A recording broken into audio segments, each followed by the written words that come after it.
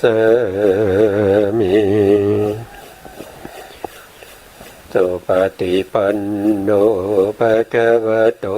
สาวกสังโฆสังฆังนะมามินะโมตัสสะภะคะวะโตอะระหะโตสัมมาสัมพุทธัสสะนะโมตัสสะภะคะวะโตอะระหะโตสัมมาสัมพุทธัสสะนะโมตัสสะภะคะวะโตอะระหะโตสัมมาสัมพุทธัสสะสัมมาสัมพุทธมัตโตลังสัสสะธัมมกานุตมังอภิวาทิยาปาติสังอภิธัมมัตตสังฆังตถาวุตาภิธัมมัตตาจตุธาปรมัตตโตจิตตังเจตสิกังโลปังนิพพานะมิติสัพพทาขอกราบนมัสการพระมหาเถระพระสังฆาธิการพระเถรานุเถระและขอสวัสดีท่านผู้ฟังและผู้ชมทุกท่านที่ติดตามในรายการพระไตรปิฎกลอยฟ้าในเนื้อหาของพระอภิธรรมนะครับครั้งนี้เป็นครั้งที่4ในเรื่องของมิสกะสังฆะนะซึ่งในมิสกะสังฆะก็จะมีทำอยู่4หมวดด้วยกันนะครับหมวดที่1ก็จะเรียกว่าเป็นปกินอกุศลสังฆะนะครับหมวดที่2ก็คือปกิณกะสังฆะหมวดที่3ก็คือโพธิปักขิยธรรมหมวดที่4ก็คือสัพพะสังฆะนะครับทั้ง4หมวดนี้ก็อยู่ในปริเฉดที่7นะครับซึ่งเป็นหลักสูตรการศึกษาพระอภิธรรมนะครับเอามาจากอรรถกถานะครับที่ชื่อว่าอภิธรรมมัทธสังฆะนะที่พระอาจารย์อนุรุทธะพระอาจารย์อนุรุทธะนะครับเป็นผู้โรจนานะครับเป็นผู้โรจนาไว้เมื่อพศประมาณ900นะครับและปัจจุบันนี้เราก็ถือเอาคัมภีร์นี้นะครับอภิธรรมมัทธสังฆะนี้เป็นคัมภีร์ที่เป็นกุญแจในการที่จะเปิดเข้าไปในพระไตรปิฎกในปิฎกที่3ที่ชื่อว่าอภิธรรมปิฎกนะถ้าใครยังไม่ได้ศึกษาอภิธรรมสังฆะนี่ไปเปิดพระไตรปิฎกที่เป็นอภิธรรมปิฎกเนี่ยก็จะไม่รู้เรื่องนะครับอ่านแล้วไม่รู้เรื่องนะครับเพราะว่าไม่มีความรู้พื้นฐานนะแต่ถ้าเราได้ศึกษาอภิธรรมมัทธสังฆะแล้วก็สามารถที่จะเปิดอภิธรรมปิฎกแล้วก็ศึกษาต่อได้นะครับศึกษาต่อได้ซึ่งในคัมภีร์อภิธรรมปิฎกเนี่ยก็จะมีอยู่ทั้งหมดอยู่7คัมภีร์ด้วยกันนะครับหนึ่งก็คือธรรมสังคณีนะธรรมสังคณีปกรณ์นะสองก็คือวิพังคปกรณ์นะสามก็คือได้แก่กถาวัตถุนะสี่ก็คือบุคละบัญญัติห้าก็คือธาตุกถาหกก็คือยมกะนะครับยมกะธรรมที่แสดงเป็นคู่ๆนะส่วนคัมภีร์ที่7ซึ่งเป็นคัมภีร์สุดท้ายในพระอภิธรรมก็จะเป็นเรื่องของเหตุและปัจจัยก็จะเรียกว่าเป็นมหาประธานนะครับซึ่งถ้าเราตามที่อรรถกถาหรือว่าดีกาจารย์เนี่ยท่านก็ได้แสดงความคิดเห็นว่าถ้าพระพุทธศาสนาจะเสื่อมหรือว่าพระพุทธศาสนาจะเริ่มหายไปเนี่ยอภิธรรมเนี่ยจะหายไปก่อน นะครับอภิธรรมนี้จะหายไปก่อนแล้วในอภิธรรม7คัมภีร์นี้มหาประธานนี้ก็จะหายไปนะครับก็จะไม่มีใครที่จะสามารถศึกษาแล้วก็เข้าใจได้เป็นคัมภีร์แรกนะครับที่จะหายไปอันตรธานไปจากพระพุทธศาสนา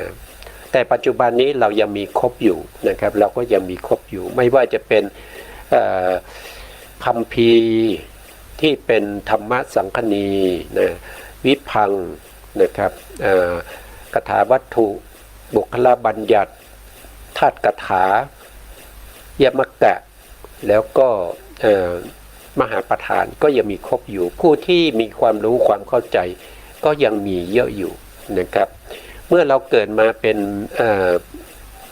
ป็นชาวพุทธนะครับถือว่าเราเป็นพุทธมามกะนะครับเป็นผู้ที่นับถือพระพุทธองค์นะครับเป็นพระศาสดาไหนๆเราก็เกิดมาแล้วก็มีพระพุทธเจ้าเป็นศาสดาแล้วเราจะจากอัตภาพนี้ไปโดยที่เราไม่รู้คำสั่งสอนของพระศาสดาเลยแม้แต่นิดเดียวนั่นก็น่าเสียดายนะครับได้เกิดมาเป็นมนุษย์แล้วได้พบพระพุทธศาสนาแล้วแต่เราไม่รู้เรื่องเลยนะครับไม่รู้เรื่องเลยว่าพระพุทธองค์ท่านสอนอะไรนะครับพระพุทธองค์แนะนำอะไรเราไม่รู้เรื่องเลยนะครับเราไม่เคยรู้เรื่องไม่เคยได้ฟังเลยไม่เคยจดจำเลยมันเป็นเรื่องที่น่าเสียดายเกิดมาทั้งชีวิตกว่าจะได้เกิดมาเป็นชาวพุทธนะครับมันไม่ใช่ของง่ายนะครับเกิดมาเป็นมนุษย์แล้ว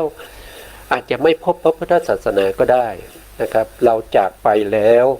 เราไม่มีความรู้ความเข้าใจในเรื่องของคำสั่งสอนของพระพุทธเจ้าเลยนี้เป็นเรื่องที่น่าเสียดายนะครับน่าเสียดาย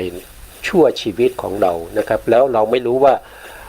ตายไปแล้วเรายังจะได้เกิดมาเป็นมนุษย์อยู่หรือเปล่านะครับถ้าเราพลาดท่าไปเกิดในอบายเนี่ยกว่าที่เราจะมาเป็นมนุษย์นี่มันยากนะครับจากมนุษย์ไปสู่มนุษย์ก็ยังดีนะจากมนุษย์ไปสู่อบายเนี่ยมันหมดโอกาสที่จะได้กลับมาเป็นมนุษย์ไม่รู้ว่าเมื่อไหร่นะครับไม่รู้ว่าเมื่อไหร่เพราะว่าการเกิดเป็นมนุษย์มันเป็นเรื่องของความยากนะครับความยากที่พระพุทธองค์ได้แสดงไว้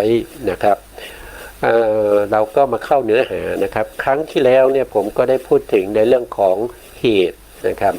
เหตุที่นำมาเสนอแล้วก็นำมาพูดคุยกับท่านผู้ฟังและผู้ชมนั้นก็คือผมนำมาจากมหาประธานในเรื่องของเหตุปัจจยูนะครับเราไปสไลด์เลยนะครับไปดูที่สไลด์นะในสไลด์นี้นะก็ท่านก็พูดถึงเหตุเนี่ยนะครับมีอยู่สี่ประการด้วยกันนะครับหนึ่งก็คือกุศลเหตุ3ก็คืออกุศลเหตุ3นะครับตาก็ไม่ค่อยจะดีนะอกุศลเหตุ3นะครับก็มีโลภะเหตุโทสะเหตุโมหะเหตุนะครับ3เหตุนี้ก็จัดอยู่ในประเภทที่เป็นอกุศลนะต่อไปในข้อที่2นะครับก็คือกุศลเหตุกุศลเหตุก็มี3ก็คือได้แก่อโลภะความไม่โลภนะโทสะความไม่โกรธโมหะความไม่หลงนะครับอันนี้ก็ประกอบอยู่ในกุศลจิตนะ3ก็คือวิปากะวิปากะพยากตาเหตุนะก็มี3ก็คือโลภะโทสะโมหะ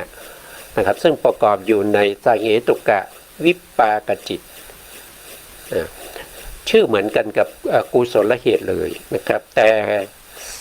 สภาวะเขาไม่เหมือนกันเขาประกอบอยู่ในจิตที่ไม่เหมือนกันนะครับกุศลเหตุก็จะต้องประกอบอยู่ในจิตที่เป็นกุศลเท่านั้นนะส่วนเหตุอื่นๆนะครับที่เป็นโลภะก็ตามโทสะก็ตามโมหะก็ตามนะครับที่เป็นเขาเรียกว่าเป็นอพยากตาเหตุอพยากตาเหตุก็จะประกอบอยู่ในวิปากจิตนะครับหรือว่ากิริยาจิตแต่ถ้าประกอบอยู่ในวิปากจิตก็จะเรียกว่าวิปากะพยากตาเหตุ3 ก็คือได้แก่โลภะอโทสะโมหะถ้าเกิดอยู่ในกิริยาจิตก็จะเรียกว่าเป็นกิริยาพยากตะเหตุ3ก็มีอโลภะอโทสะโมหะนะครับก็ชื่อเหมือนกันนะครับชื่อเหมือนกันแต่ได้เรียนแล้วว่าชื่อเหมือนกันก็จริงแต่ไม่เหมือนกันนะครับก็คือเหมือนกับมนุษย์เรานะครับก็มีทุกคนมีชื่อแต่บางคนก็จะชื่อซ้ำกันนะครับอย่างที่ผมได้อธิบายไปเมื่อครั้งที่แล้วว่าอย่างผมเนี่ยชื่อประเสริฐนั้นที่ทำงานเนี่ยมีคนที่ชื่อประเสริฐเนี่ยอยู่ถึง3คนด้วยกันนะครับแต่ถามว่ามันเป็นคนเดียวกันใช่ไหมไม่ใช่นะแต่ชื่อเหมือนกันนะชื่อเหมือนกันเท่านั้นเองนะครับก็เข้าใจตามนี้นะแล้วเราก็จะไปต่อในเรามาต่อตรงนี้นะครับว่าในเรื่องของเหตุเนี่ยนะครับเหตุนี้ตรงที่ชื่อเหมือนกันที่ชื่อไม่เหมือนกันนับแล้วไม่นับอีกหรือว่าชื่อไม่เหมือนกันก็มีอยู่6ก็คือโลภะก็คือความอยากได้โทสะก็คือความโกรธโมหะก็คือความหลงความไม่รู้นะครับแล้ว4ก็คืออโลภะก็คือความไม่อยากความไม่อยากได้นะ5ก็คืออโทสะก็คือความไม่โกรธ6คือปัญญาหรือเรียกว่าอโมหะความไม่หลงคือความรู้นะโดยจำแนกเหตุเนี่ยก็จำแนกเป็นเหตุ3ก็จะได้โสภณเหตุนะโสภณก็โสภณท่านก็ครั้งที่แล้วก็ได้อธิบายไปนะครับโสภณกับอโสภณโสภณกับอโสภณนะอโสภณก็คือได้แก่จิต30ดวงก็คือได้แก่อกุศลและจิต12แล้วก็เหตุกะจิต18รวมกันเป็น30นี้เรียกว่าเป็นอโสภณจิตนะครับแล้วอโสภณจิตก็จะมีเหตุประกอบอยู่3เหตุนั่นก็คือได้แก่โลภะโทสะโมหะนะครับก็ประกอบอยู่ในอกุศลจิต12นะครับส่วนอเหตุกะจิต18นี้ชื่อก็บอกแล้วว่าเป็นอเหตุกะนั่นก็แสดงว่าไม่มีเหตุใดๆประกอบนะเพราะไม่มีเหตุประกอบนะส่วนที่เหลือนะครับก็จะเป็นพวกที่เราเรียกว่าเป็นโสภณจิตนี่ก็จะมีอยู่ทั้งหมด91นะครับมีอยู่91มีมหากุศล8มหาวิบาก8มหากิริยา8รูปาวจระจิต15รูปาวจระจิต12มรรคจิต4หรือ20ผลจิต4หรือ20นะครับจิตพวกนี้รวมกันก็จะเรียกว่าเป็นโสภณจิตโสภณจิตก็จะมีเหตุประกอบอยู่3เหตุนั่นก็คือได้แก่อโลภะเหตุอโทสะเหตุอโมหะเหตุถ้าประกอบอยู่ในมหากุศลหรือว่าในจิตที่เป็นกุศลพวกที่เป็นสีเหลืองนะครับทั่วที่เป็นสีเหลืองในแผนภูมินี้นะครับที่เป็นสีเหลืองเนี่ยเราก็จะเรียกว่าเป็นจิตที่เป็นกุศลนะเป็นจิตที่เป็นกุศลแล้วจิตที่เป็นกุศลเนี่ยก็จะแยกออกเป็น4อย่างด้วยกันก็จะมีมหากุศลรูปาวจรกุศลอรูปาวจรกุศลแล้วก็มรรคจิตมรรคจิตนะแล้วจิตพวกนี้ก็จะมีเหตุประกอบอยู่3เหตุก็คืออโลภะอโทสะอโมหะตามสมควรที่ประกอบได้นะครับแล้วก็ถ้าเป็นวิบากมหาวิบากหรือว่ารูปาวจรวิบากหรือว่าอรูปาวจรวิบากหรือว่าผลจิตผลจิตก็ส่งข้อเข้าเป็นวิบากนะครับวิปากจิตพวกนี้ก็มีเหตุประกอบอยู่3เหตุเช่นกันนะครับ3เหตุนั้นก็คือได้แก่อโลภะอโทสะโมหะนะครับชื่อเหมือนกันนะครับแต่ประกอบกับจิตไม่เหมือนกันนะครับตามสมควรนะครับเพราะว่าในมหาวิบากนี้มีเหตุ2ก็มีเหตุ3ก็มีนะตรงที่เป็นเหตุ2นี้ก็คือได้แก่อโลภะแล้วก็อโทสะไม่มีอโมหะไม่มีปัญญาประกอบนะครับส่วนข้างหน้าก็จะมีปัญญาประกอบก็จะเป็น3เหตุก็คืออโลภะอโทสะอโมหะนะครับอโลภะอโทสะอโมหะนะแล้วก็กิริยาจิตก็เป็นสีฟ้านะครับที่เป็นสีฟ้าก็ได้แก่มหากิริยา8แล้วก็รูปาวจรกิริยา8 รูปาวจรกิริยาห้าอรูปาวจรกิริยาสี่นะครับพวกนี้เป็นจิตของพระอรหันต์นะครับเป็นจิตจริงๆแล้วก็ว่าไปก็มันจิตก็เป็นลักษณะของกุศลนะครับแต่เกิดในสันดานของพระอรหันต์นะครับแม้ไปเกิดในจิตของเป็นจิตของพระอรหันต์หรือไปเกิดในสันดานของพระอรหันต์แล้วจิตเหล่านี้ก็จะไม่ให้ผลไม่เหมือนกับพวกที่เป็นกุศลพวกที่เป็นกุศลนี่เขาจะมีผลนะแต่ถ้าเป็นกิริยาเนี่ยเป็นจิตของพระอรหันต์เนี่ยก็จะไม่มีผลไม่แสดงผลนะครับการกระทำทั้งหลายที่มีเหตุมาจากหรือว่ามีสมุฏฐานมาจากกิริยาจิตเหล่านี้ก็จะไม่ให้ผลนะไม่ให้ผลไม่มีผลแล้วนะครับก็จะมีเหตุประกอบ3เช่นเดียวกันก็คืออโลภะอโทสะอโมหะนะครับก็จะเป็น3เหตุนะครับตรงนี้ท่านก็บอกว่าถ้าเป็นอโสภณจิตนะครับมีอยู่3นะมีโลภะนะมีโทสะมีโมหะถ้าเป็นโสภณเหตุก็จะมีอยู่3เช่นเดียวกันก็คืออโลภะอโทสะอโมหะนี่ก็ไม่ยากนะครับก็ง่ายๆนะต่อไปนะในหน้าที่2นะครับ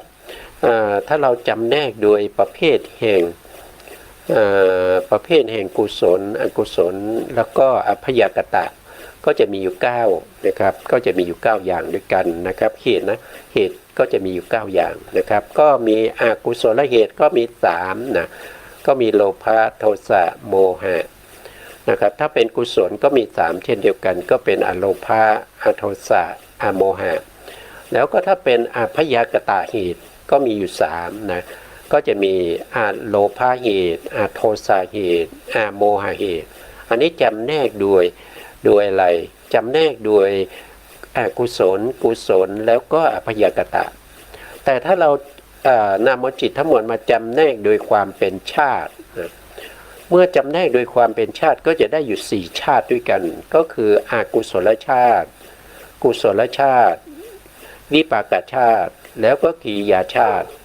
ในแต่ละชาติก็จะมีเหตุประกอบ3เหตุด้วยกันนะครับ3เหตุอย่างเช่นกุศลชาติก็จะมีเหตุที่ชื่อว่าโลภะเหตุโทสะเหตุโมหะเหตุนะแต่ถ้าเป็นกุศลเหตุก็จะชื่อว่าโลภะเหตุโทสะเหตุโมหะเหตุถ้าเป็นวิปากชาติก็จะได้ก็จะมีชื่อว่าโลภะเหตุโทสะเหตุโมหะเหตุนะกิริยาชาติก็จะมีอยู่3ก็คืออโลภะโทสะโมหะเหตุนะครับก็จะเป็นลักษณะนี้จำแนกโดยความเป็นชาตินะทีนี้เรามาดูในแผนภูมินะครับถ้าเราจำแนกโดยความเป็นชาติเนี่ยกุศลจิต12เนี่ยก็จะได้ชาติหนึ่งก็เรียกว่าเป็นกุศลชาติกุศลชาตินะแล้วก็จิตที่เป็นสีเขียวเนี่ยนะครับสีเขียวพวกนี้พวกนี้เนี่ยแล้วก็เนี่ยนะพวกนี้จะเรียกว่าเป็นวิปากจิตนะครับเวลาจำแนกโดยความเป็นชาติเขาก็จะเป็นวิปากชาตินะเป็นวิปากชาตินะวิปากชาตินี้ก็มีอยู่2อย่างที่มีเหตุก็มีที่ไม่มีเหตุก็มีที่ไม่มีเหตุก็คือวิปากชาติที่เราเรียกว่าเป็นอเหตุกะวิบาก15นะอเหตุกะวิบาก15ก็คือได้แก่กุศลวิบาก7แล้วก็อเหตุกะกุศลวิบากอีก8รวมกันก็จะเป็น15ดวงด้วยกัน15ดวงนี้ไม่มีเหตุประกอบนะไม่มีเหตุไม่ว่าจะเป็นโลภะโทสะโมหะหรือว่าอโลภะอโทสะโมหะไม่ประกอบกับเหตุใดๆเลยนะไม่มีเหตุนะอันนี้ไม่มีเหตุเป็นวิปากจิตที่ไม่มีเหตุนะครับส่วนมหาวิบากนี้ก็จะมีเหตุอันนี้เป็นวิปากชาติก็จะมีเหตุ2ก็มีนะครับ3ก็มีนะครับถ้าเป็น2ก็คือได้แก่มหาวิบากที่เป็นญาณวิปยุตนะครับก็มีเหตุ2ก็คือโลภะเหตุโทสะเหตุถ้าเป็นมหาวิบากที่เป็นญาณสัมปยุตก็จะมีเหตุ3ก็คือโลภะเหตุ โลภะเหตุโทสะเหตุแล้วก็โมหะเหตุนี่ก็จำแนกโดยความเป็นวิปากชาตินะครับวิปากชาติที่เป็นสีเขียวนี่เป็นวิปากชาติหมดนะครับนะ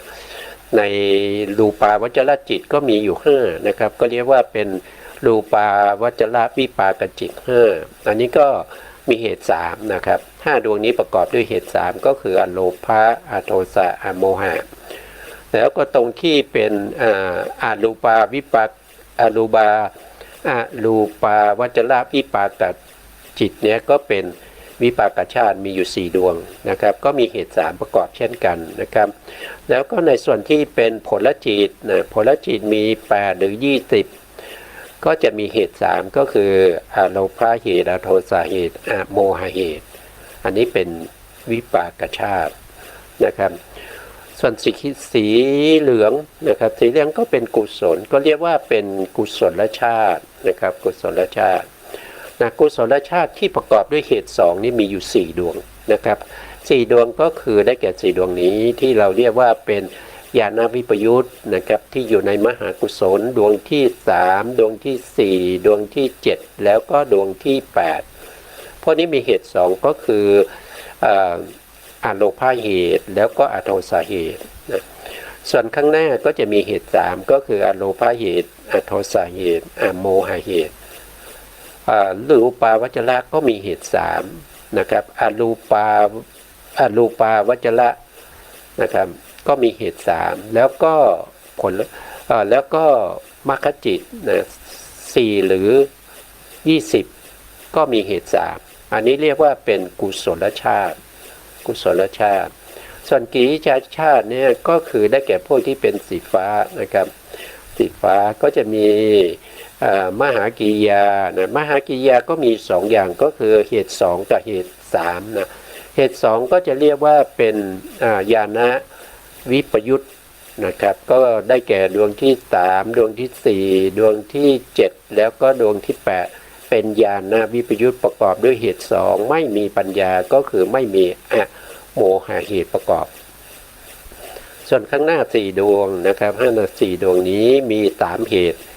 นะมี3เหตุครบเลยก็คืออโลภะเหตุอโทสะเหตุอโมหะเหตุนะอันนี้แล้วก็มีกิริยาที่ไม่ประกอบด้วยเหตุอีก3ดวงนะครับพวกนี้ไม่มีเหตุใดๆเลยนะครับก็จะเรียกว่าอเหตุกกิริยามีอยู่3ดวงนะก็คือได้แก่ปัญจทวาราวชนะจิต1นะ2ก็ได้แก่มโนทวาราวชนะจิต1แล้วก็หาสิตุปาทจิต1หาสิตุปาทจิตนี้จะเกิดในพระอรหันต์นะพระอรหันต์เท่านั้นที่จะเกิดได้นะครับอย่างพวกเราเป็นปุถุชนนะครับหรือว่าจะเป็นพระอริยะบุคคลเบื้องต่ำ3ที่เราเรียกว่าเสขะนะพระเสขะบุคคลนะครับก็มีกิริยาได้แค่2ดวงนะครับก็คือได้แก่ปัญจทวาราวชนะจิตซึ่งเป็นอเหตุกะไม่มีเหตุประกอบแล้วก็มโนทวาราวชนะจิตอีกหนึ่งก็ไม่มีเหตุประกอบนะครับอย่าดูถูกนะครับว่าเราเป็นปุถุชนเราไม่มีกิริยาจิตนะครับจริงๆแล้วถึงแม้ว่าเราเป็นปุถุชนเราก็ยังมีกิริยาจิตอยู่2ดวงนะครับ2ดวงดีใจไหมนะเรามีกิริยาจิตด้วยนะครับก็มีอยู่2ดวงนะครับส่วนที่เหลือทั้งหมดนั้นก็เป็นของพระอรหันต์นะครับแม้แต่พระอนาคามีก็ไม่มีกิริยาจิตนะครับพระอนาคามียังมีจิตที่เป็นกุศลอยู่เลยไม่ใช่กิริยานะครับกิริยาเฉพาะพระอรหันต์เท่านั้นนะครับเป็นกิริยาจิตนะก็จะครบแล้วนะครับอกุศล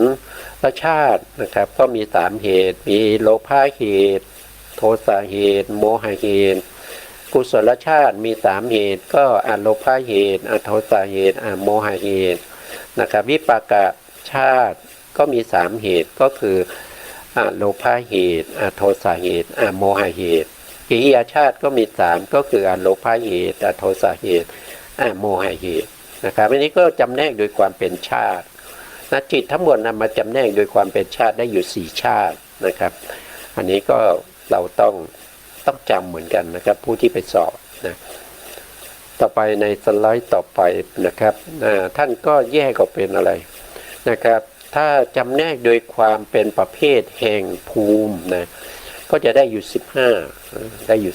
15จำแนกโดยความเป็นภูมิคืออะไรภูมิคือที่สัตว์ทั้งหลายไปเกิดนะครับภูมิมีอยู่ทั้งหมด31ภูมินะ31ภูมินะครับแล้วก็เหตุที่ไปเกิดนะครับในที่นี้ท่านจำแนกภูมิแล้วมีอยู่15นะครับก็ได้แก่อะไรบ้างนะครับก็ได้แก่กามเหตุกามเหตุก็คือกามภูมินั่นเองนะครับกามเหตุนะกามเหตุเนี่ยก็ได้แก่กามภูมิกามเหตุก็คือได้แก่พวกนี้นะครับได้แก่เหตุกจิต12นะแล้วก็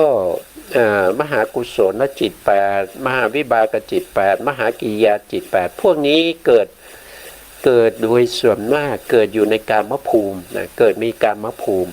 เพราะนั้นเราดูตรงนี้แล้วเนี่ยเราก็จะเห็นได้ว่าเขามีทั้งอกุศลและก็กุศลวิบากแล้วก็กิริยาถ้าจำแนกโดยความเป็นเหตุเนี่ยเขาจะได้อยู่6เหตุนะครับอกุศลก็ได้แก่อกุศลเหตุก็คือโลภะเหตุโทสะเหตุโมหะเหตุถ้าเป็นกุศลเป็นวิบากเป็นกิริยาก็จะได้อยู่3ก็คืออโลภะเหตุอโทสะเหตุแล้วก็อโมหะเหตุส่วนในอเหตุกะไม่มีเหตุใดๆประกอบเลยนะแล้วท่านก็ยังจำแนกไปในข้อที่2ก็คือรูปะเหตุรูปะเหตุก็คือได้แก่พวกที่เป็นจิตที่เกิดส่วนมากเกิดในรูปาวจระนะครับรูปาวจระจิตก็คือเกิดกับพวกที่เป็นพรหมโดยส่วนมากนะครับพูดโดยส่วนมากก็คืออย่างเช่น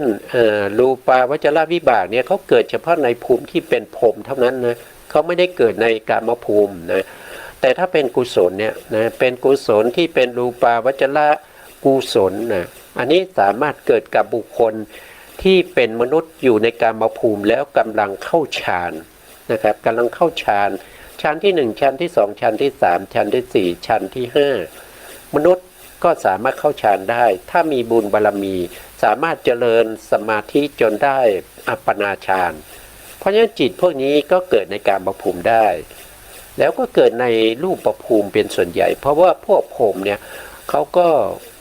ชอบในการที่จะเข้าฌานนะครับตามฐานะที่ตัวเองได้นะแต่ถ้าเป็นมนุษย์เนี่ยมันผู้ที่จะได้ฌานเองก็หายากนะครับหายากแต่มีหรือเปล่าตอบว่ามีนะครับแต่หายากมีบุคคลที่ได้น้อยมากนะครับน้อยมากนะครับได้ทั้งบุคคลที่เป็นบุคคลที่นับถือพระพุทธศาสนาหรือว่าเป็นบุคคลที่ไม่ได้นับถือพระพุทธศาสนาก็คือพวกพราหมณ์อินดูอะไรพวกนี้ที่เขาทำฌานเนี่ยเขาก็สามารถจะได้ด้วยนะถ้าเขารู้วิธีนะครับเพราะว่าฌานนี้มีมาก่อนพระพุทธเจ้าจะอุบัตินะครับแล้วก็ฌานพวกนี้มีแก่บุคคลที่อย่างเช่นนะครับอย่างเช่น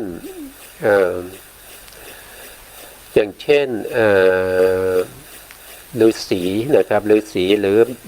ที่ในพุทธประวัตินะครับว่าพระโพธิสัตว์สิทธัตถะนี้ก็ยังไปเรียนในเรื่องของฌานนะครับในฌานที่เป็นอรูปฌานกับฤาษีนะครับ2องค์ด้วยกันนะครับสองคนนะครับก็คืออุทธกดาบทกับอาดาลดาบทนะครับ2ท่านนี้ก็ได้ฌานที่เป็นสมาบัติ7แล้วก็สมาบัติ8นะครับพระโพธิสัตว์สิทธัตถะก็ไปเรียนนะครับเรียนไม่ถึงเดือนนะครับก็สามารถที่จะทำอากินจัญญาเยตนาฌานได้กับเนวสัญญานาสัญญาเยตนาฌานได้นะครับผู้ที่มีบารมีเนี่ยเขาทำฌานประเภทนี้ไม่ใช่เป็นเรื่องของความยากนะครับถ้าตั้งใจจะทำเขาก็สามารถที่จะทำได้เพราะบุญบารมีเขามีมาแล้วเขาก็เคยทำมาแล้วนะครับอันนี้ก็เป็นนอกพระพุทธศาสนานะครับ ภายในพระพุทธศาสนาก็มีนะครับบุคคลที่ได้สมาบัติ8ก็คือได้ทั้งรูปฌานและก็อรูปฌานก็มีอยู่นะครับพระอรหันต์บางท่านเนี่ยท่านเดิมทีเนี่ยท่านไม่ได้เจริญในเรื่องของสมาธิมาก่อนนะครับท่านปฏิบัติวิปัสสนาโดยตรงนะครับก็เป็นสุขวิปัสสกะนะครับ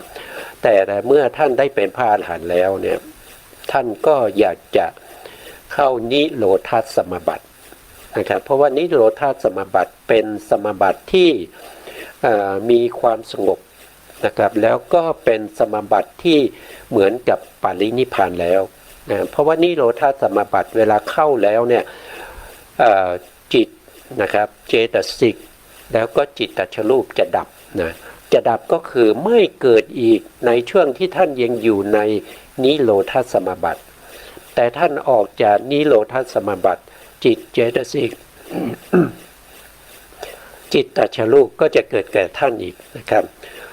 แล้วก็โดยส่วนมากนี้เขาจะเข้านิโรธสมาบัติอยู่7วันนะครับอยู่7วันเพราะฉะนั้นพระอรหันต์ที่เป็นสุขวิปัสสกานี้ถ้าเขาอยากจะเข้านิโรธสมาบัติเพื่อจะไปเสวยผลของนิพพานหรือว่าฝึกในเรื่องของปรินิพพานนะครับความสงบที่เขาจะได้ตอนที่เขาปรินิพพานเขาก็จะกลับมาทำฌานนะครับมาทำฌานเมื่อเข้ามาทำฌานเนี่ยเขาก็ทำได้โดยง่ายเพราะว่าเขาเป็นพระอริยะแล้วเขาไม่มีนิวรณ์นี้มารบกวนนะนิวรณ์จะไม่มีรบกวนแก่พระอรหันต์แล้วนะครับเพราะฉะนั้นเขาจะทำปฐมฌานทุติยฌานตติยฌานจตุตถฌานก็เป็นเรื่องที่ง่ายไม่ยากนะครับจนไปถึงบางท่านก็จะต้องถึงสมาบัติ8ก็คือเนวสัญญานาสัญญายตนะฌานนะครับที่เป็นอรูปฌานนะครับแต่ถ้าบางท่านเนี่ยโดยส่วนมากก็ต้องไม่ใช่ส่วนมากแล้วทุกท่านนะครับทุกท่านที่เป็นพระอรหันต์ถ้ามาฝึกแล้วเพื่อจะเข้านิโรธสมาบัติเนี่ยก็จะทำได้ง่ายนะครับต้องถึงเนวสัญญานาสัญญาทุกท่านนะครับถ้าจะเข้านิโรธสมาบัติเพราะว่าการเข้านิโรธสมาบัติเนี่ยท่านจะต้องเจริญฌานที่เป็นปฐมฌานนะครับควบคู่ไปกับการเจริญวิปัสสนา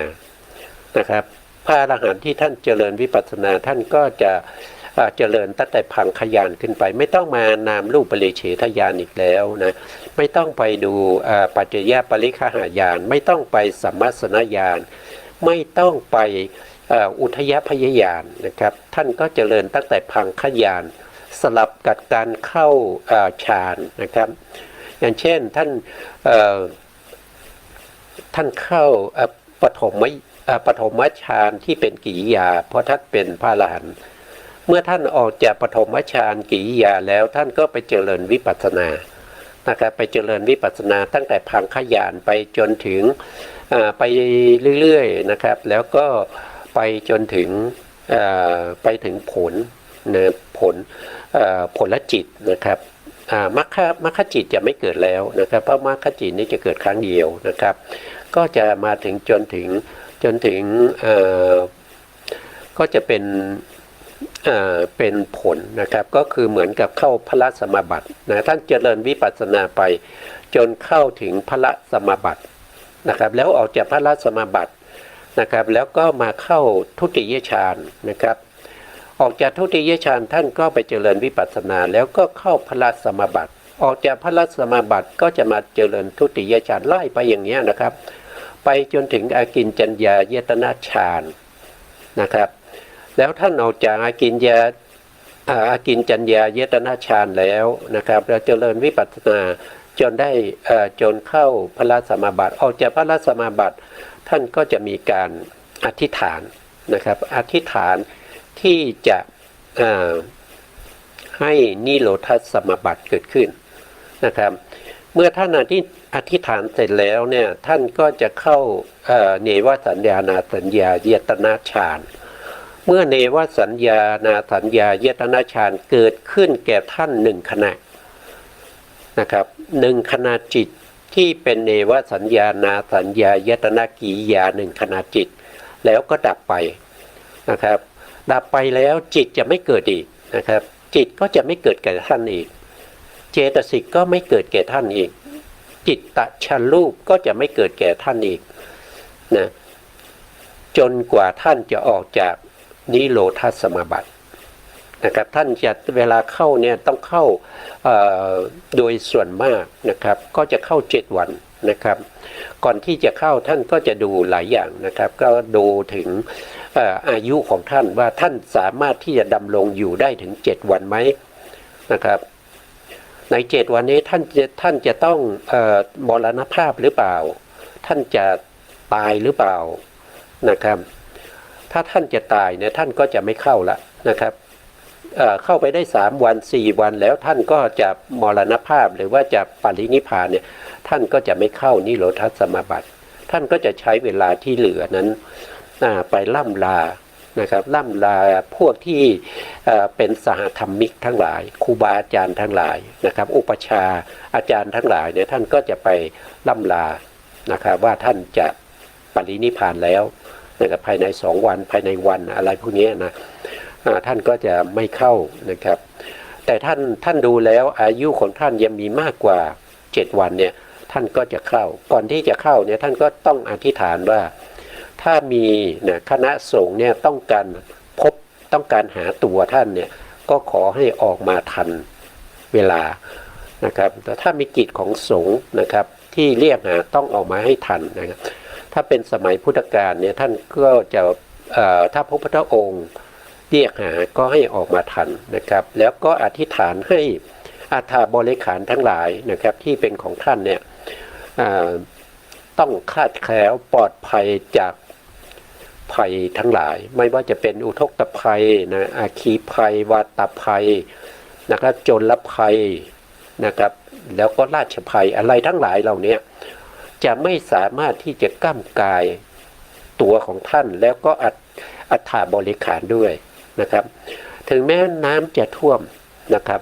อัฐบริขารของท่านก็จะไม่เปียกน้ำนะครับหรือว่าไฟจะไหม้อัฐบริขารและก็ตัวของท่านก็จะไม่ไฟนั้นก็ไม่สามารถจะทำอันตรายแก่ท่านได้ถึงจะมีวัฏภัยก็คือลมพายุก็ไม่สามารถที่จะทำอันตรายท่านได้นะจนมาพวกโจรนะครับมาพบจะมาลักหรือว่าถือเอาอัฐบริขารของท่านไปเนี่ยก็ทำไม่ได้นะครับจะมาโจรกรรมไม่ได้นะอันนี้เป็นกำลังของนิโรธสมาบัตินะครับหลังจากที่ท่านเข้าแล้วออกจากนิโรธสมาบัติเนี่ยครบ7 วันเนี่ยนะครับอาหารที่เป็นกับพลีกะลาหารนะครับโดยความเป็นมนุษย์นะก็ต้องมีการฉันกับพลีกะลาหารซึ่งเป็นสังอาหารเนี่ยนะครับท่านจะต้องออกจากนิโรธสมาบัติแล้วก็ต้องไปบิณฑบาตเพื่อจะฉันนะเพื่อจะฉันนะครับเพราะว่าอาหารที่เป็นกับพลีกะลาหารที่หล่อเลี้ยงรูปกะลาอื่นเช่นกัมมัชรูปนะครับแล้วก็อุตชรูปอุตุชรูปนะพวกนี้จะต้องมีอาหารไปหล่อเลี้ยงนะครับอาหารก็จะหมดในวันที่7นี้แหละนะเพราะฉะนั้นก็ต้องไปบิณฑบาตแล้วก็ฉันอาหารนะอันนี้ก็เป็นเรื่องของพระอรหันต์ประเภทที่เจริญวิปัสสนาโดยตรงแล้วก็อยากจะเข้านิโรธสมาบัติก็กลับมาเจริญในเรื่องของอัปปนาฌานนะครับแต่ถ้าบุคคลที่ท่านได้ฌานอยู่แล้วได้สมาบัติ8อยู่แล้วเนี่ยท่านก็สามารถที่จะเข้าเข้านิโรธสมาบัติได้เลยนะผู้ที่เข้านิโรธสมาบัติได้จะมีอยู่2 บุคคลนะครับก็คือเป็นพระอนาคามีนะได้ฌานทั้งโลกิยะแล้วโลกุตระพระอรหันต์นะก็ได้ฌานทั้งโลกิยะแล้วโลกุตระนะนอกนั้นจะเข้าไม่ได้นะครับปุถุชนเข้าไม่ได้โสดาบันเข้าไม่ได้สกทาคามีเข้าไม่ได้ ไม่สามารถที่จะเข้านิโรธสมาบัติได้นะถ้าใครบอกว่าเขาเข้านิโรธสมาบัติได้นั่นแสดงว่าเขาต้องเป็นอย่างน้อยก็คือเป็นพระอนาคามีนะครับอย่างน้อยต้องเป็นพระอนาคามีนะอันนี้ก็เป็นเรื่องของผู้ที่เป็นพระอรหันต์นะผู้ที่เป็นพระอริยบุคคลที่จะต้องมีเหตุนะครับเหตุ3เหตุนะไม่ใช่2เหตุนะต้องเป็นเขาเรียกว่าเป็นกิริยาเหตุนะครับประกอบอยู่ในอะไรประกอบอยู่ในรูปาวจระนะรูปาวจระกิริยานะ5นะครับก็ได้แก่โลภะอโทสะโมหะนะแล้วก็เกิดอยู่ในอรูปาวจระกิริยา4ก็คืออโลภะอโทสะโมหะแล้วก็เกิดอยู่ในผลจิตนะครับก็คืออโลภะอโทสะโมหะนะครับก็คืออย่างนี้นะครับเราก็กลับมาดูตรงนี้นะครับเราพูดถึงเมื่อกี้เราพูดถึงกามเหตุไปแล้วนะกามเหตุมีอยู่6นะถ้าเป็นรูปเหตุมี3นะครับก็คือได้แก่ปฐมฌาน3นะทุติยฌาน3คืออะไรก็คือกุศล1วิบาก1แล้วก็กิริยา1นะครับก็คือตรงนี้นะเนี่ยตรงนี้นะครับ3อันนี้เราเรียกว่าปฐมฌาน3นะครับก็จะมีกุศล1นะครับแล้วก็วิบาก1แล้วก็กิริยา1นะครับอันนี้ทุติยฌาน3นะอันนี้ตติยฌาน3นี้จตุทัชฌาน3นี้ปัญจมัชฌาน3นะครับในรูปาวจรจิตพวกนี้ก็มีเหตุ3นะครับแล้วอรูปาวจรจิตนะครับอากาสานัญจายตนะฌานจิต3ก็มีเหตุ3นะครับแล้วก็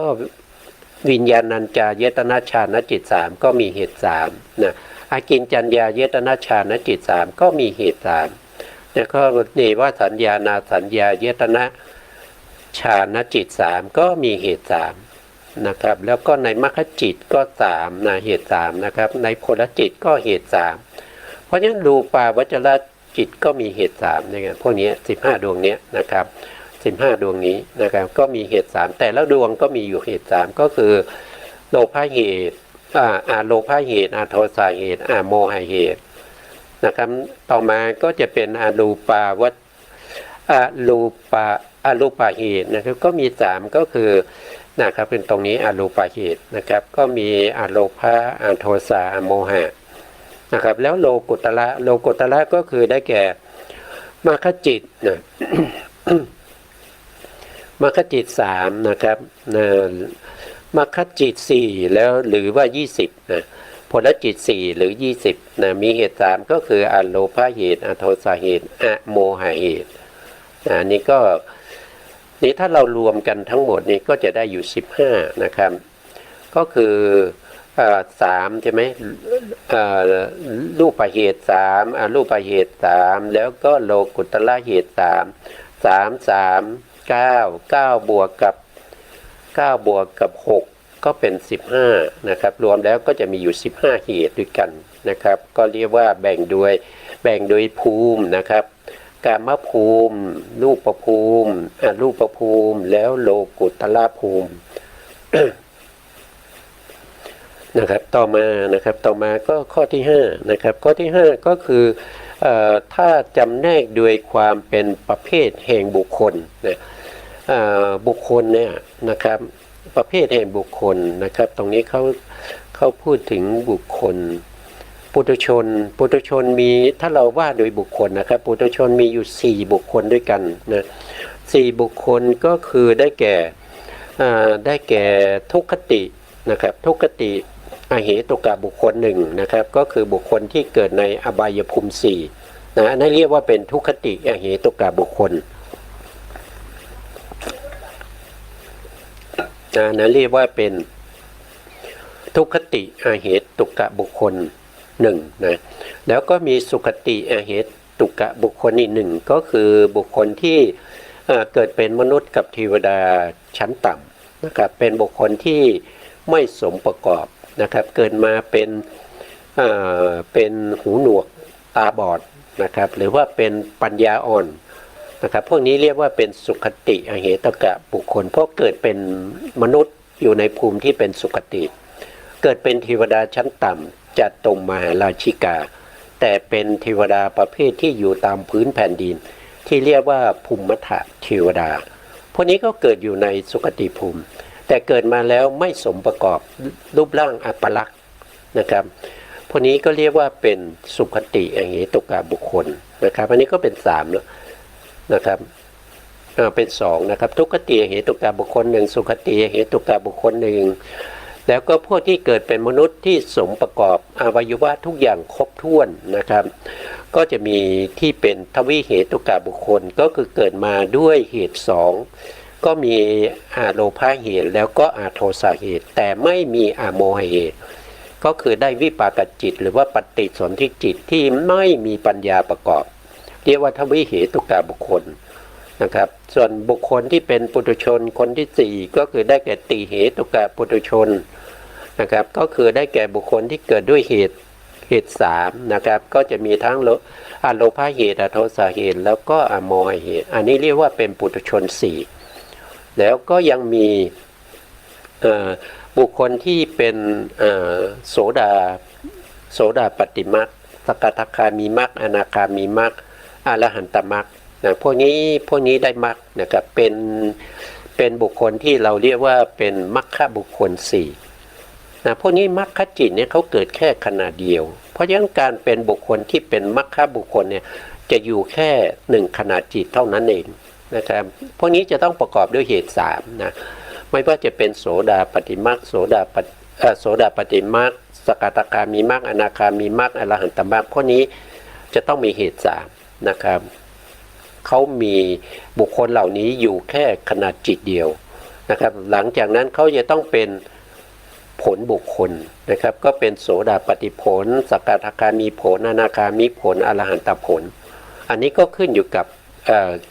ชีวิตของท่านนะครับท่านจะดำรงชีวิตอยู่ในความเป็นโสดาปัตติผลสกทาคามีผลอนาคามีผลอรหันตผลก็ขึ้นอยู่กับกรรมของท่านนะครับที่ในอดีตที่ส่งผลมาให้ท่านจะดำเนินชีวิตอยู่ได้ถึงอายุเท่าไหร่นะครับพระอรหันต์นี้ท่านก็อยู่เพื่อจะรอวันปรินิพพานเท่านั้นเองเพราะกิจทุกอย่างท่านทำเสร็จแล้วนะครับกิจอื่นที่จะทำโดยความเป็นพระอรหันต์ไม่มีแล้วนะท่านก็รอปรินิพพานเท่านั้นเองนะเราก็มาดูตรงนี้นะครับที่ท่านบอกว่าเป็นบุคคลเนี่ยมีอยู่ทั้งถ้าจำแนกด้วยประเภทบุคคลแล้วได้ถึง26นะได้ถึงอยู่26เหตุนะครับปุถุชนมีอยู่เหตุ3ก็มีโลภะเหตุโทสะเหตุโมหะเหตุอโลภะเหตุอโทสะเหตุโมหะเหตุก็ได้เหตุ6นะครับในโสดาบันมี6เหตุโสดาบันนี้คือเป็นโสดาปัตติผลนะก็จะมี6เหตุก็มีโลภะเหตุโทสะเหตุโมหะเหตุแล้วก็อโลภะเหตุอโทสะเหตุโมหะเหตุเหมือนกับปุถุชนไหมตอบว่าไม่เหมือนกันนะครับอย่างเช่นโลภะเหตุของปุถุชนกับโลภะเหตุของโสดาบันไม่เหมือนกันโลภะเหตุของปุถุชนเนี่ยยังมีเหตุที่นำไปสู่อบายที่เป็นโลภะนำไปสู่อบายแต่ถ้าเป็นโสดาบันเนี่ยโลภะเหตุมีจริงแต่โลภะนี้เป็นโลภะที่เบาบางนะครับเป็นโลภะที่ไม่นำไปสู่อบายโทสะก็ไม่นำไปสู่อบายโมหะก็ไม่นำไปสู่อบายไม่เหมือนกันกับปุถุชนชื่อเหมือนกันแต่ไม่เหมือนกันนะต่อมาถ้าเป็นพระอนาคามีก็จะมีโลภะเหตุโทสะเหตุโมหะเหตุอโลภะเหตุอโทสะเหตุนะครับแล้วก็อโมหะเหตุเหมือนกันไหมไม่เหมือนกันนะครับอย่างเช่นโลภะเหตุของโสดาบันกับสกทาคามิผลเนี่ยไม่เหมือนกันนะครับอย่างเช่น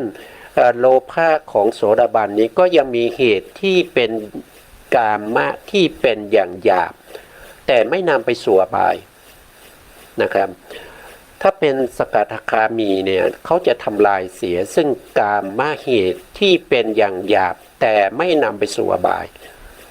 นะเขาจะเป็นผู้ทำลายนะครับเขาเป็นผู้ทำลายถามว่าเขายังมีโลภะอยู่ไหมก็ตอบว่ามีอยู่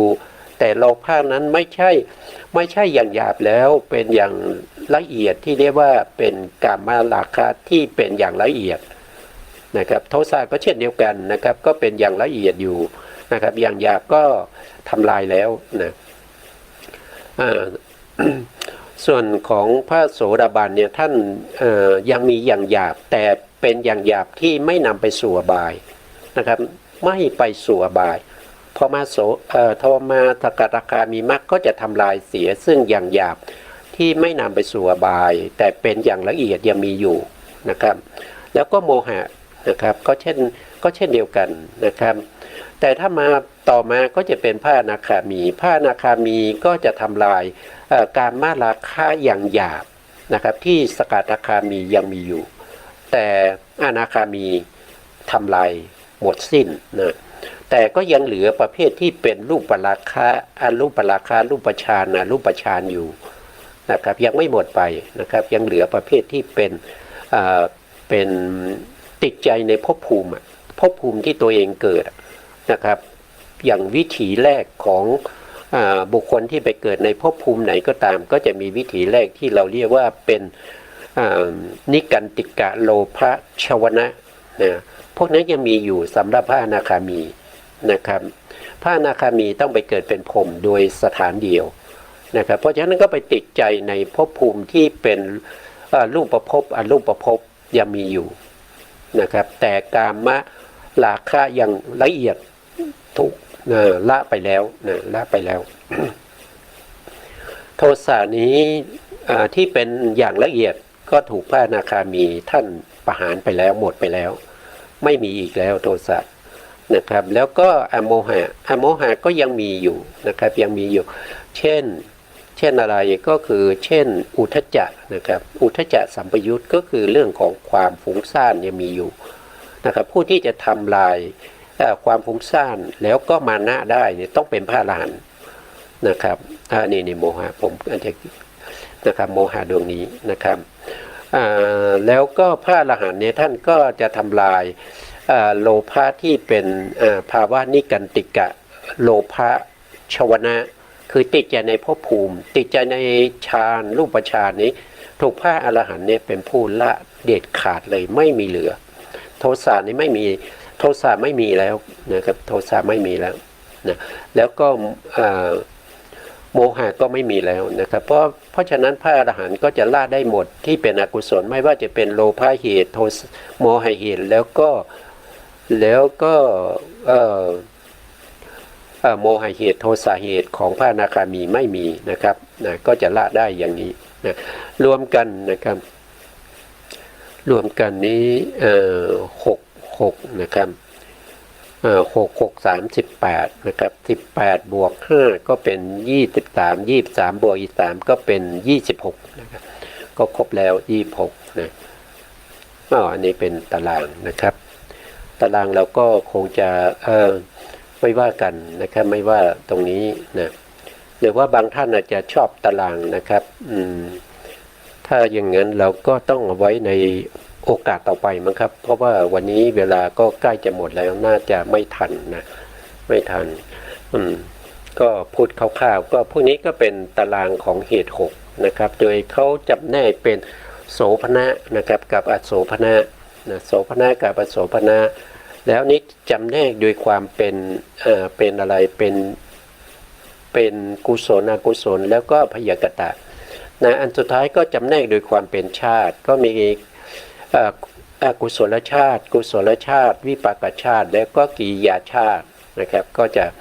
จะจำแนกไปอย่างนี้นะครับนะก็ดูไม่ยากนะครับดูแล้วไม่ยากเท่าไหร่นะในครั้งต่อไปเราก็กลับมาพูดถึงนะครับวันนี้เราก็เวลาเราก็ใกล้จะหมดนะครับ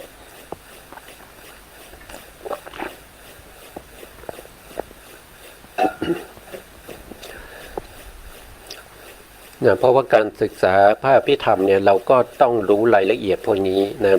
พระพุทธศาสนาเนี่ยเป็นศาสนาแห่งปัญญานะครับถ้าเราจะตรัสรู้ธรรมเนี่ยเราไม่รู้อะไรเลยนะครับมีอะไรเราได้ญาณไหนยังไงก็ไปถามอาจารย์นะครับให้อาจารย์เป็นผู้แต่งตั้งให้เราเป็นโสดาบันสกทาคามีอนาคามีหรือพระอรหันต์นะครับเราไม่รู้ว่าเราได้อะไรอย่างนี้ไม่ใช่ปัญญานะครับตัวเองได้ตัวเองยังไม่รู้นะครับในพระสูตรเนี่ยท่านเขาจะมีข้อความในท้ายพระสูตรเนี่ยพระพุทธองค์ก็จะแสดงไว้นะครับว่าผู้ที่ได้นะครับได้เป็นพระอริยบุคคลเนี่ยท่านก็จะรู้เองนะครับรู้เองนะครับไม่ต้องให้ใครมาบอกนะครับไม่ต้องให้ใครมาบอกนะครับรู้ทุกสิ่งทุกอย่างรู้สภาวะนะครับ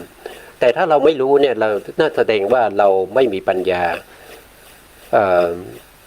แต่เราเข้าใจว่าเราเป็นพระอริยบุคคลอย่างนี้ก็ไม่ใช่พระพุทธศาสนานะครับแล้วก็ผู้ที่จะแต่งตั้งให้ใครเป็น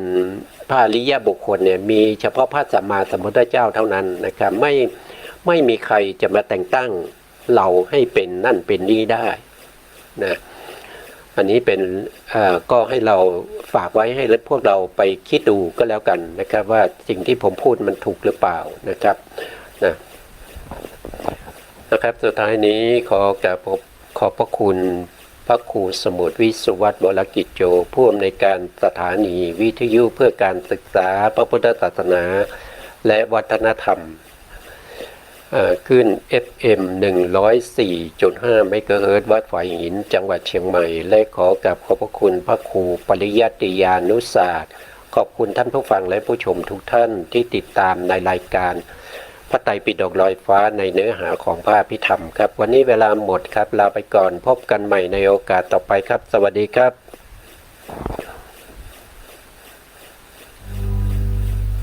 ฉันคือทุกขเวทนา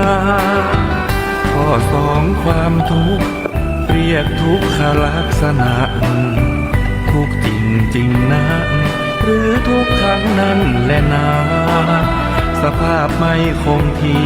เปลี่ยนไปตลอดเวลาคิดไปคิดมากายารอท่าแต่ทุกข์